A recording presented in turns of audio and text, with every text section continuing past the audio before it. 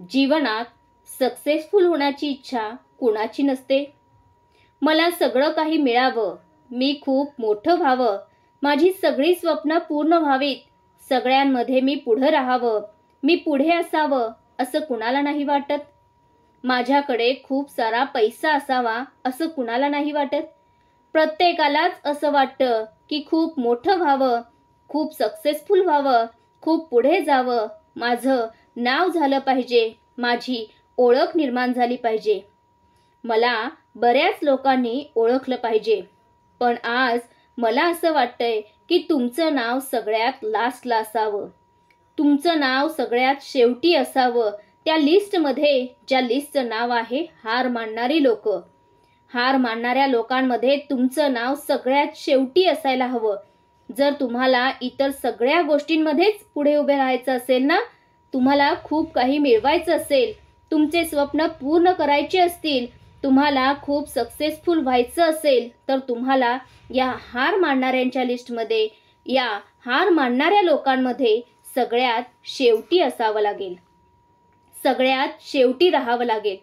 तुम्हाला ठरवावं लागेल की काहीही होऊन जाऊ दे, मी हार मानणार नाही। मी जर सुरुवात केली ना, तर मी शेवटपर्यंत थांबणार नाही।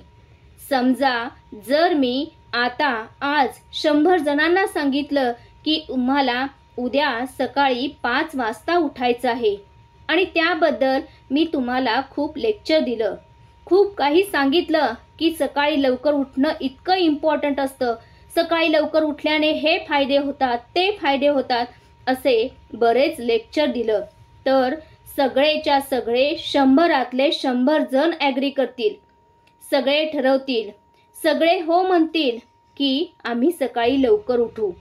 त्यातला प्रत्येक जण मनात म्हणेल मी सकाळी लवकर उठेन, पण ज्यावेळी सकाळी लवकर उठण्याची वेळ येईल ना, त्यावेळी दुसऱ्या दिवशी त्यातले फक्त 70 जण सकाळी लवकर उठतील। त्यानंतर काय होईल?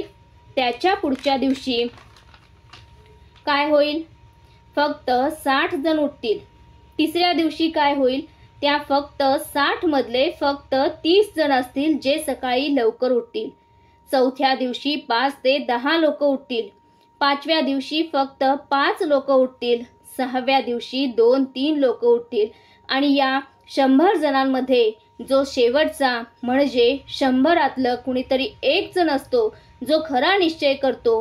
ह्या 100रातला कुणीतरी एकच असेल जो खरंच लवकर उठेल, जो खरंच अभ्यास करेल, जो खरंच प्रयत्न करेल। बाकीचे काय करतील? स्टार्ट करतील, पण हळूहळू जसा वेळ जाईल तसं ते त्यांच्या ट्रॅकवरून भटकून जातील आणि बऱ्याचदा असंच होतं। आपणही खूप ठरवतो की मी उद्यापासून हे करेल, मी उद्यापासून ते करेल आणि आपण करतोही, पण काही दिवसांनी आपण ठरवलेलं सगळं काही विसरून जातो। पण त्या 100रातला जो एक जण असतो ना, त्याच्या समोर फक्त त्याचं ध्येय असतं, त्याला दुसरं काहीच दिसत नाही, त्याला काहीच करावंसं वाटत नाही, त्याला दुसरं काहीच मिळवावं असं वाटत नाही, कारण त्याच्या समोर फक्त त्याचं स्वप्न असतं, त्याचं ध्येय असतं, त्याचं लक्ष असतं आणि त्याला ते मिळवायचं असतं। कुठल्याही परिस्थितीत त्याला तिथपर्यंत पोहोचायचं असतं। मग त्याला काहीही बनायचं असतं, त्याला सिंगर बनायचं असेल, त्याला डान्सर बनायचं असेल, त्याला IAS व्हायचं असेल, त्याला क्रिकेटर व्हायचं असेल, त्याला जे काही बनायचं असेल, जे काही करायचे असेल, ती एक व्यक्ती, तो एक जण या हार मानणाऱ्यांच्या लिस्टमध्ये सगळ्यात शेवटी असेल आणि त्याचमुळे तो काहीतरी वेगळं करून जातो, तो काहीतरी वेगळं बनून जातो, तो काहीतरी मोठं बनून जातो, त्याला जे बनायचं ते तो करून टाकतो, कारण तो हार मानत नाही। त्यालाही अडचणी येतात, त्यालाही सकाळी झोप येत असेल, त्यालाही डिस्ट्रॅक्शन्स येतात, त्याच्याकडेही मोबाईल असतो, पण त्याला माहिती असतं की कुठल्या गोष्टीला किती महत्त्व द्यायचं आणि तुम्हालाही हे समजून घ्यावं लागेल की तुम्हाला कोणत्या गोष्टींना किती महत्त्व द्यायचं आहे। तुमच्यासाठी आत्ता काय महत्त्वाचं आहे? तुमचं ध्येय प्राप्त करणं, त्याला मिळवणं, त्यासाठी त्या ध्येयाला मिळवण्यासाठी जे काही प्रयत्न करायला लागतील, त्यासाठी जो अभ्यास करावा लागत असेल, जितके प्रयत्न करावे लागत असतील, त्यांच्याकडे लक्ष द्या. इतर गोष्टी सोडून द्या. तुम्हाला माहिती आहे, ज्या गोष्टी मिळवण्यासाठी 99% लोक विचार करतात ना, बरोबर सेम त्याच टार्गेटला ते 1% लोक मिळवतात, जे त्यांच्या 99% सुखाचा त्याग करून येतात. 100% तर कुणीच नसतं, पण परफेक्ट बनण्याचा इरादा हा 100% असला पाहिजे. स्वतःवरचा विश्वास पूर्ण असला पाहिजे. आता ठरवून घ्या, तुम्हाला 99% लोकांमध्ये राहायचं आहे की मग त्या 1% लोकांमध्ये जे त्यांची स्वप्न पूर्ण करतात, जे ते सगळं काही मिळवतात, जे त्यांना हवं असतं. त्यासाठी त्यांना फक्त मेहनत करावी लागते. फक्त थोडी मेहनत, फक्त थोडे प्रयत्न करण्यासाठी त्यांना एक वेगळीच मजा येते. कारण असे प्रयत्न करतात ते त्यांच्या ध्येयाच्या जवळ जात असतात. काहीही सोडण्याची हिम्मत करा, पण हिम्मत सोडण्याची हिम्मत करू नका.